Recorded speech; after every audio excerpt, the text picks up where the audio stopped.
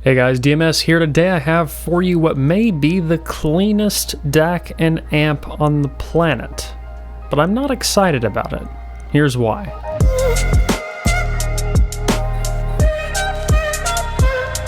Okay, allow me to clarify a little bit. I am excited to an extent, but it's exhausting. Amps and DACs are getting really good. Like really good, especially on the budget end. There's high-end stuff that sounds amazing, there's low-end stuff that sounds amazing, and we're kind of getting to the point where there's this measurement battle where companies are even competing against themselves to put out better and better measurements, lower distortion, better signal-to-noise ratios, and so on. And so we end up with things like this. This is the Topping E50 and L50 DAC and amp. The amplifier is around $230, the stack with the DAC and the amp is around $500. I will have both linked in the video description if you want to check them out. Let's get into it. So starting off with the build, they're reasonably well built. They feel nice. I like this mirror finish on the front. It looks very clean. The potentiometer feels great. The switches feel great. There is, not that I can find, a physical up and down volume on the DAC, and that's a bit of a problem because the DAC started out when I first plugged it in at -30 volume. I had to find some batteries in my house because it didn't come with batteries and put them in the remote and use the remote to set the DAC back to neutral volume. A little bit of a pain. I also didn't have any TRS 6.3mm cables laying around because this takes 6.3mm balanced instead of XLR or 4.4. A strange way to connect the DAC and amp, but that could be good for professionals. You can see a lot of mixers and consoles use 6.3mm TRS for balanced per channel instead of XLR. So I can see some benefits there. And it does fit into the stack a little bit smaller, so you win some, you lose some. The downside really is that it's just not quite as standard for audiophiles, so you probably don't have the cables lying around already. Now, I want to split this up a little bit. I am excited because this is a great value. This is an insane value for consumers. If you're buying a DAC amp and you want to spend $500, that thing's great. I mean, every headphone I have here, every single headphone, even the most demanding ones, it could power just fine. No problems at all whatsoever. But I'm not excited because I can't tell the difference between this and an A90. They just sound the same to me. And I've got, 50 amplifiers in this room right here.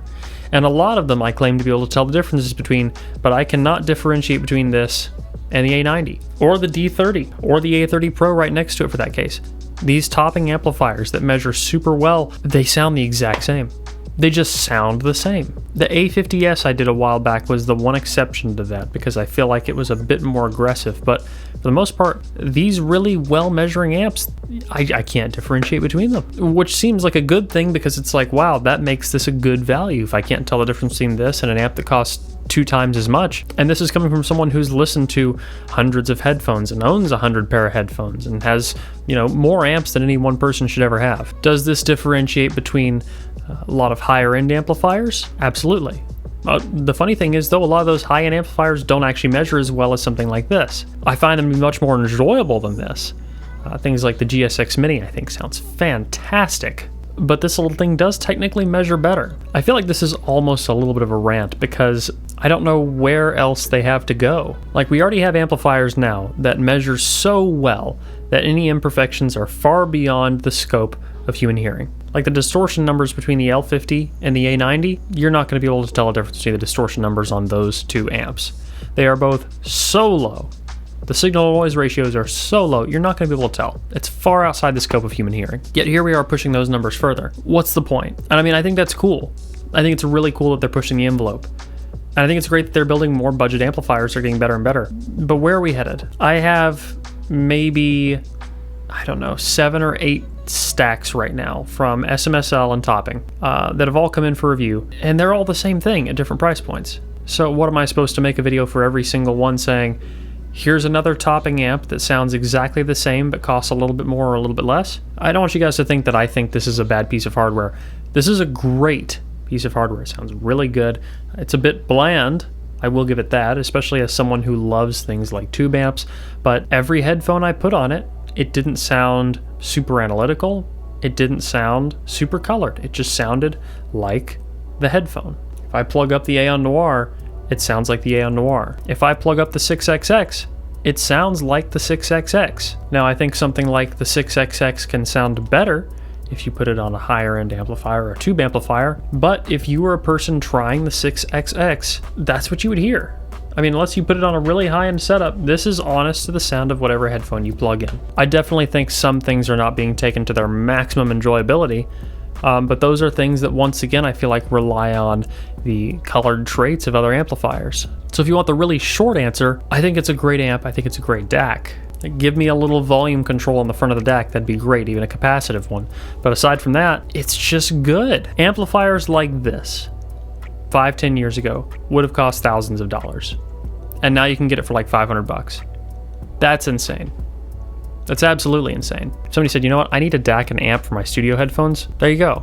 If someone comes up and says, hey, I need something to power my Sundara, I need something to power my Aeon, it's just gonna sound good wherever you plug it into, but it's not going to be that colored magic experience that a lot of people have come to expect from hi-fi equipment. I think that's where we draw the line again between what an audiophile is after and what a high fidelity enthusiast is after. And I know those terms kind of overlap in some ways, but I feel like this is for someone who wants that extreme fidelity and not for someone who wants that wow moment where you sit down and go, oh yeah, this is magic, you know? And you might get that out of this. I'm not saying that you won't, because there are headphones I've plugged into this and been like, damn, that sounds good. But if I plug up headphones to, say, my Matrix Element M DAC and then up to this tube-rolled and modified dark voice, that's just a completely different experience for me. And I feel like, yes, I know that other combination doesn't measure as well, but it's so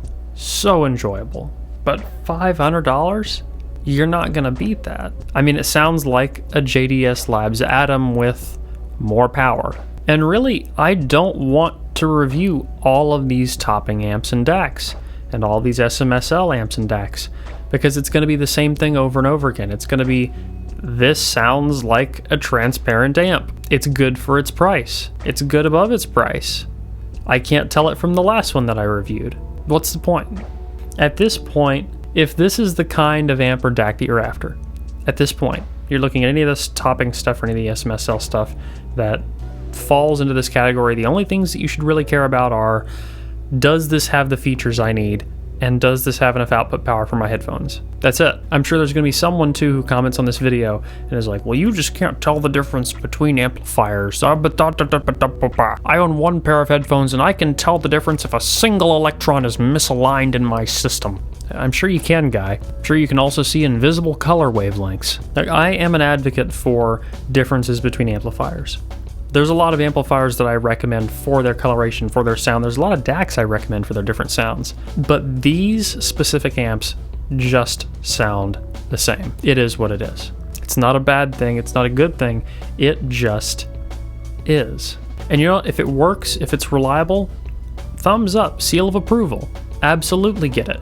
So yes, topping L50 and E50, thumbs up. Good amp.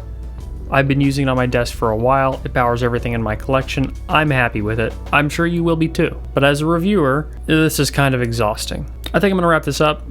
I don't really have anything else to say other than that it's a good amp. I kind of feel a little bit silly for having bought a topping A90 months ago because this exists now, but that's how things go. I imagine that audio will just keep getting better at a similar rate. So that's that. I guess I'm gonna wrap this video up. Guys, if you liked this video, leave a like down below. Give me a comment. Let me know what you think about all this, because